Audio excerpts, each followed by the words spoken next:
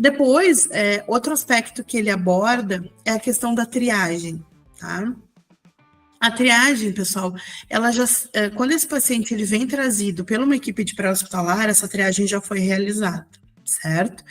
A triagem ela só vai ser feita novamente dentro de uma unidade hospitalar, isso falando em politraumatismo, tá, gente? Paciente vítima de politrauma. Essa triagem ela só vai ser feita novamente dentro de uma sala de emergência se houver mais de uma vítima, se forem múltiplas vítimas. Por quê? Porque aí é preciso que se faça essa triagem para que a gente saiba quais são os pacientes que necessitam de uma intervenção primeiro. Tá? Quais os pacientes que precisam prioritariamente de uma intervenção dentro de sala vermelha. Retomando, tá?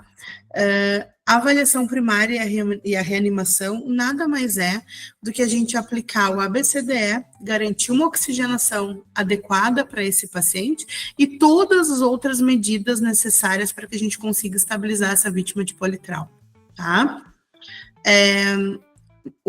As vítimas de politrauma, gente, a ocorrência de politraumatismo, ela é muito mais frequente do que se possa imaginar, né?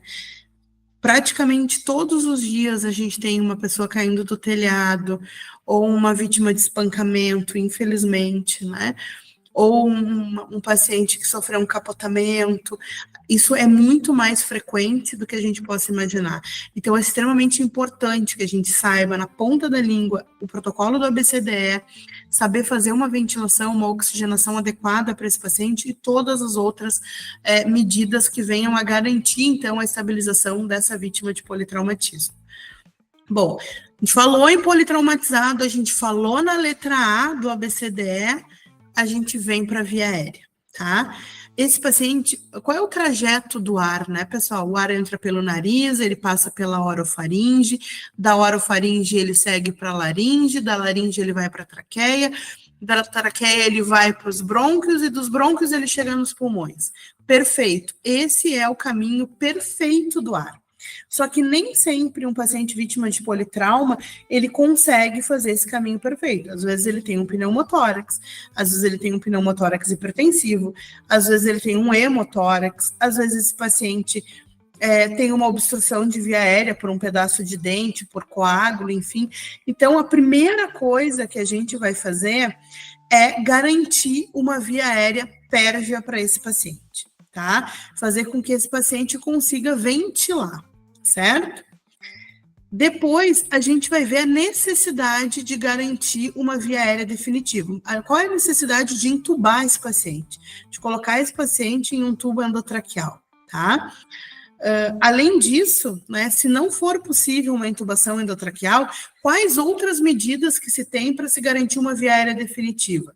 Uma crico, uma traqueostomia, são medidas que também podem ser colocadas em prática dentro de uma sala vermelha, caso, ficou um S ali, ficou intubação, mas caso a intubação orotraqueal não seja possível de ser realizada, tá?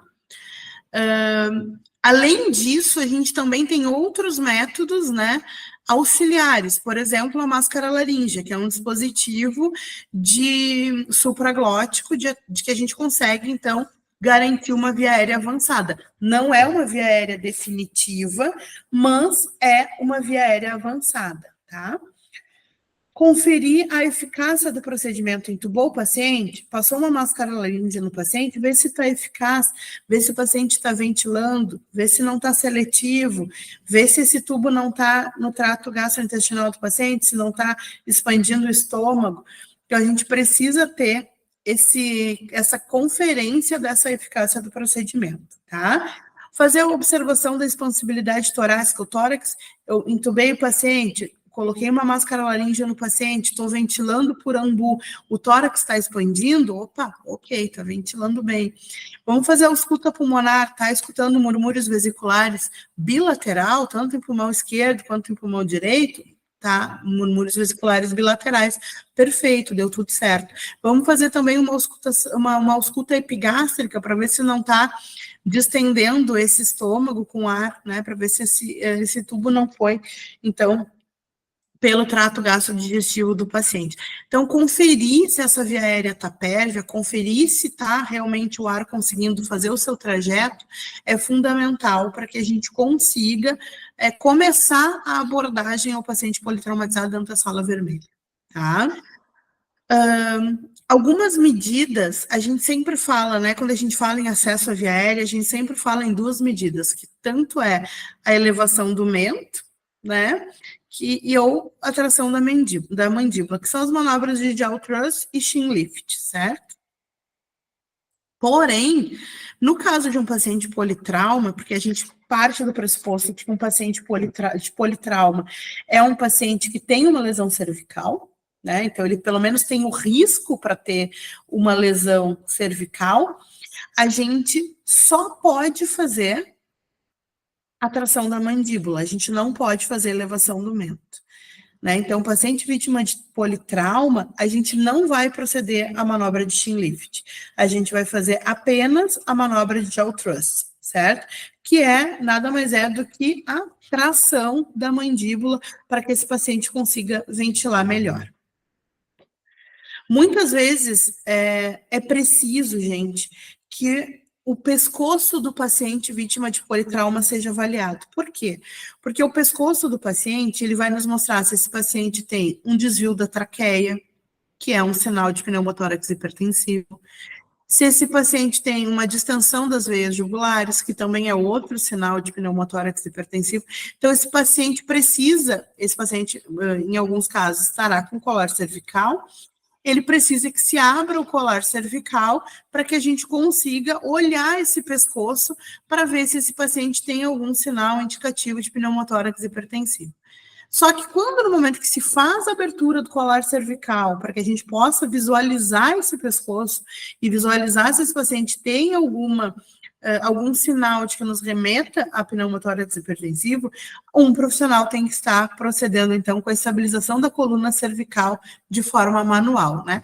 O médico abriu o colar cervical, então, o outro colega, o outro profissional, vai proceder com a estabilização manual, né, da coluna cervical, como vocês podem estar vendo ali na foto ao lado, né? O paciente numa maca rígida, tendo a sua estabilização cervical realizada de forma manual.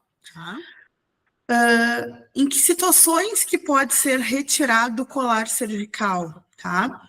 Só pode ser retirado o colar cervical pelo profissional médico depois que ele tiver certeza de que não tem, né, que ele não tiver dúvida alguma de que esse paciente possa vir a ter lesão cervical, depois de palpar a cervical desse paciente e apenas em vítimas conscientes, tá? Lembrando que um paciente vítima de politrauma, a gente sempre vai pressupor que esse paciente tem algum tipo de lesão cervical, tá? Aqui, gente, um tema um pouquinho polêmico, porque muitas vezes o paciente vítima de politrauma, a equipe do pré-hospitalar móvel, o SAMU propriamente dito, remove esse paciente para o hospital sem uso do colar. Por quê? Quando é que a gente vai atender esse paciente lá no pré-hospitalar e vai encaminhar esse paciente sem colar cervical, apenas utilizando aquele dispositivo amarelinho que está ali ao canto, ó, que é o que a gente chama de head block, né? O head block é um estabilizador de cabeça, junto com coxins e um cinto que vem no queixo e outro que vem na testa, que mantém, então, a região cervical do paciente estabilizada, tá?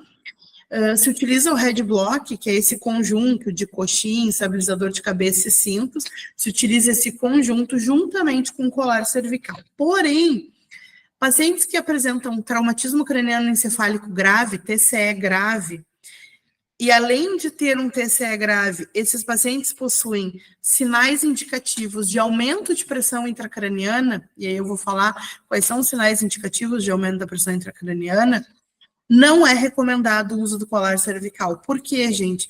Porque o colar cervical, ele comprime a veia jugular, tá? E comprimindo a veia jugular, ele aumenta ainda mais a pressão intracraniana desses pacientes. Então, quais são os sinais sugestivos de aumento da pressão intracraniana, tá? É o que a gente chama de tríade de Cushing. O que é a tríade de Cushing, tá? o paciente apresentando hipertensão, associado à hipertensão, uma bradicardia e uma bradipneia. Então, vocês conseguem ver aqui, ó, ali na tríade de Cushing, ó, o paciente está hipertenso, o paciente está bradicárdico e o paciente está bradipneico.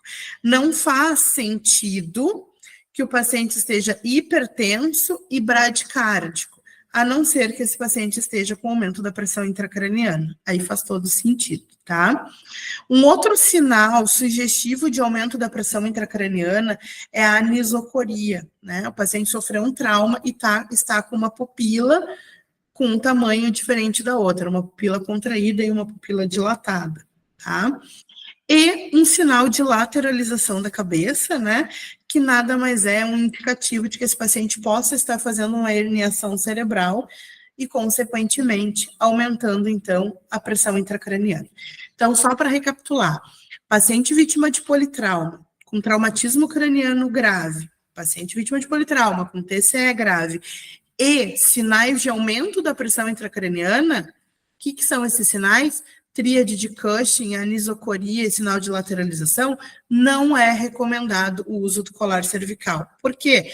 Porque vai comprimir a veia jugular e vai aumentar ainda mais a pressão intracraniana desse paciente. Então, nesses casos, o paciente ele é removido em prancha rígida, somente utilizando o head block, que é o estabilizador de cabeça, os coxins e os cintos.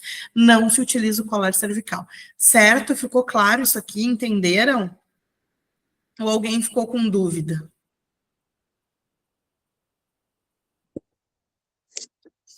Por enquanto, tranquilo, Fernando. Perfeito. Seguimos, então. Outra coisa importante da gente falar, gente, é que muitas vezes esse paciente ele vai ter que ser aspirado, tá? O paciente vítima de politrauma, muitas vezes vai ter dente quebrado, que está obstruindo via aérea, vai ter, esse paciente estava se alimentando, tem pedaço de alimento na via aérea, a gente vai ter que remover, secreções, sangue coagulado, tudo isso atrapalha a permeabilidade da via aérea, a gente precisa remover, né? Aquilo que for sólido, a gente consegue remover utilizando a pinça de McGill, que é essa pinça na esquerda da foto, né? Uma pinça dentada, que a gente consegue prender aquele objeto e conseguir remover, seja um pedaço de dente, seja um pedaço de alimento. E aquilo que for líquido, secreções e sangue, a gente precisa aspirar esse paciente. Mas aí, vejamos, é um paciente vítima de politrauma. Quem me garante que esse paciente não tem uma fratura de base de crânio? Eu posso utilizar uma sonda flexível para aspirar esse paciente? Posso?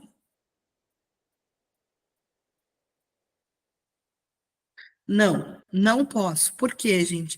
Porque a sonda flexível, no momento que eu introduzo ela, ela pode bater numa superfície óssea, fazer esse movimento e daqui a pouco eu estar aspirando massa encefálica. Então, a gente não pode utilizar uma sonda flexível em paciente vítima de politrauma.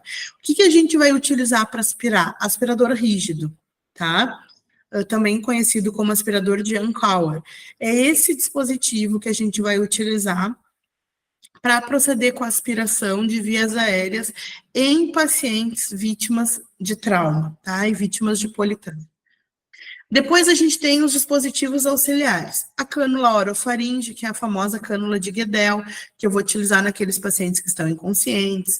A cânula nasofaringe, que eu posso utilizar tanto em pacientes inconscientes quanto conscientes. Um dispositivo de intubação supraglótica, como a máscara laríngea, né? Caso o profissional não conseguiu intubar o paciente, hoje já tem estudos que comprovam que se tem, no máximo, 3 tentativas de intubação endotraqueal, com tubo endotraqueal. Caso um profissional médico não consiga, nessas 3 tentativas, intubar, já se procede com a máscara laríngea, né? Também tem um estudo aqui de Santa Cruz, no Rio Grande do Sul, que foi um comparativo dos pacientes atendidos pelo SAMU. Eles fizeram um comparativo desses pacientes que foram para a UTI, utilizando máscara laríngea com os pacientes que foram atendidos pelo SAMU e foram para a UTI utilizando tubo endotraqueal.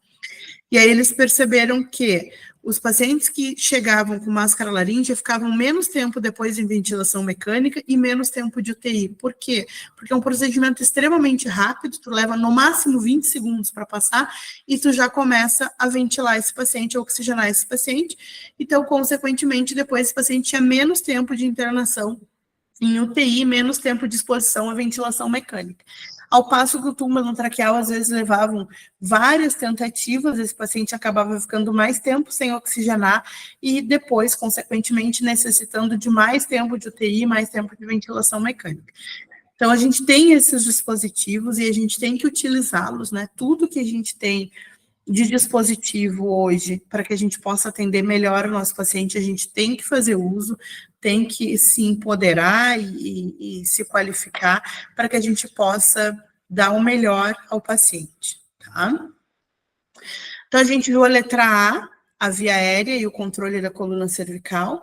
Agora, a letra B do ABCDE, a gente vai falar da questão da boa respiração, né, da boa ventilação. E para eu ver se esse paciente está ventilando bem, eu preciso expor o tórax do paciente, né, para verificar se esse paciente está bem oxigenado.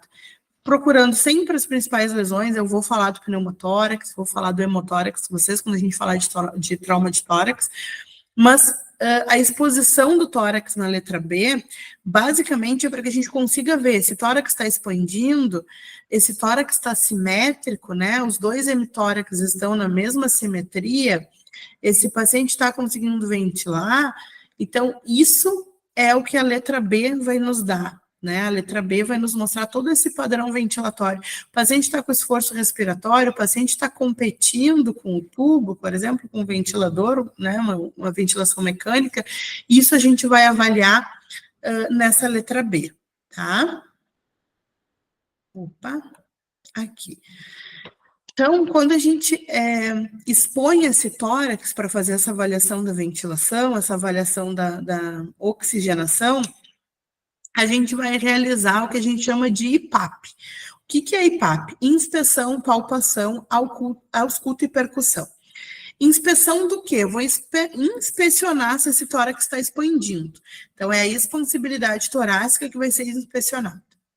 O que eu vou palpar nesse paciente? Eu vou palpar para ver se tem alguma crepitação. Crepitação me indica fratura, né? Então, isso eu vou palpar para ver se algum osso está crepitando. Depois eu vou procurar se tem enfisema subcutâneo. Enfisema subcutâneo, para vocês terem uma noção de como é que a gente sente na pele quando a gente palpa, é como se a gente estivesse tocando num plástico bolha, tá? Só para vocês terem uma ideia de qual é a sensação que a gente tem quando a gente toca no enfisema subcutâneo. Depois a gente vai auscultar esses pulmões, né? Tanto o pulmão direito quanto o pulmão esquerdo. Qual a nossa finalidade? O que a gente vai procurar auscultar nesses pulmões? Se tem murmúrios vesiculares presentes. O que são murmúrios vesiculares, gente? Nada mais é do que o barulho, o som que o ar faz ao entrar nos pulmões, tá? Então, isso são murmúrios vesiculares. A gente vai procurar isso. Às vezes, a gente vai auscultar... não vai auscultar murmúrios vesiculares, ou às vezes a gente vai, felizmente, num paciente vítima de politrauma, auscultar esses murmúrios vesiculares. E depois a gente vai fazer percussão. O que é percussão? Lembra que a gente utiliza um dedo em cima do outro para, né, fazer essa percussão buscando o quê? Timpanismo ou maciçez, para descartar. A percussão com som timpânico, ela nos remete a um pneumotórax, tá? E a percussão com som maciço nos remete a líquido, consequentemente a um hemotórax, a sangue dentro da região pulmonar. Então, é isso que é o IPAP, né? Quando a gente fala na letra B, que a gente fala em expor o tórax do paciente, expõe o tórax e aplica o IPAP, então, para a gente verificar se esse paciente descartar um pneumotórax, descartar um hemotórax, descartar alguma contusão torácica, nesse paciente poder proceder, então, com a letra C, tá? Na letra C, a gente vai avaliar a cor da pele do paciente, né? Quando o paciente ele já tem uma cianose central que é aquela cianose que não está apenas nas extremidades, mas que o corpo todo do paciente está moteado, já se associa a uma perda sanguínea de aproximadamente 30%. Quando esse paciente ele começa a ficar hipotenso, né? Quando ele tem redução da PA, ele já está num grau de choque mais elevado, ou seja, que ele também já indica uma perda aproximada de 30% de volemia. A gente avalia o pulso do paciente, né? Paciente taquicárdico pós-trauma, até que se prove o contrário, é um indicativo de choque hipovolêmico. Por quê, gente? Porque a taquicardia é o primeiro sinal de choque. Porque o teu corpo começa a perder sangue, né? O que o teu cérebro entende? Está perdendo sangue, vou enviar um comando para o coração bater mais rápido para poder repor esse sangue que está perdendo. Então, por isso que o primeiro sinal de choque é a taquicardia.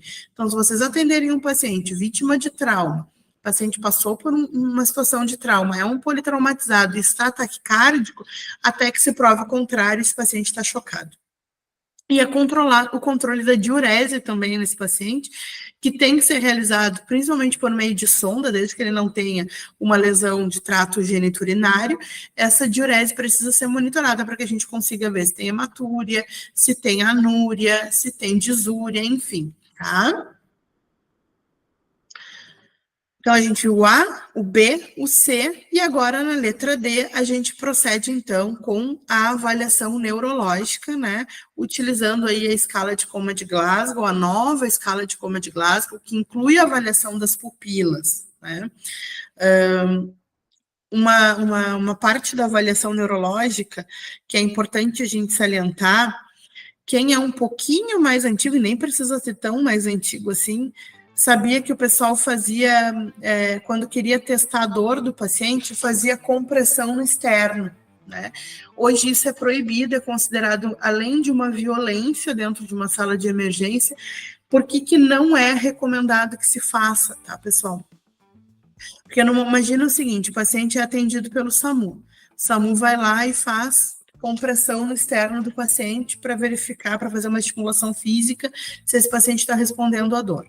O paciente vai para a sala vermelha, o pessoal da sala vermelha procede com a compressão do externo para ver se esse paciente está respondendo uma estimulação física. Esse paciente vai para o bloco, fazem a mesma coisa, vai para a UTI, fazem a mesma coisa. Então, esse paciente acaba fazendo uma lesão, né, por estimulação física da região do externo, podendo, inclusive, fazer uma condição cardíaca. Então, hoje isso não é mais recomendado, inclusive é um procedimento que foi totalmente retirado, não se faz compressão no externo para aferição de dor. Como é que a gente faz, né? Opa, alguém falou? Não. A gente pode fazer uma pressão em cima da unha do paciente para verificar se ele sente dor. A gente pode fazer um pinçamento do trapézio do paciente para verificar, fazer uma estimulação física se esse paciente tem dor ou não. E uma pressão nessa incisura aqui, ó, supraorbitária, que também faz com que esse paciente demonstre que está sentindo dor ou não. Mas a pressão no externo não se procede mais, tá? Depois aqui a escala de Coma de Glasgow, né? Que vai avaliar, a gente diz, são as 3 letrinhas, OVM, abertura ocular, resposta verbal, resposta motora. Tá? A gente vai, aplica a escala de Glasgow, depois de aplicada a escala de Glasgow, a gente vai ver se vai descontar a avaliação pupilar ou não. Exemplo, avaliei um paciente e foi ofertado para o paciente Glasgow 10, certo? Ofertado para o paciente Glasgow 10, se procedeu para avaliação das pupilas, certo? Se colocou ali um foco de luz na pupila direita e o paciente não teve nenhuma reação, as pupilas dele não foram fotorreagentes. Verificou-se, então, a pupila do outro olho também não reagiu à luz. Então, a gente vai descontar 2 pontos. Esse Glasgow do paciente passa a ser 8, tá? ou um paciente que está com uma pupila não reagente. A gente vai reduzir, vai descontar apenas um ponto. E se o paciente estiver com as duas pupilas isocóricas e fotorreagentes, a gente não desconta nada e mantém a escala de Glasgow baseada nos 3 critérios anteriores, que é abertura ocular, resposta verbal e depois...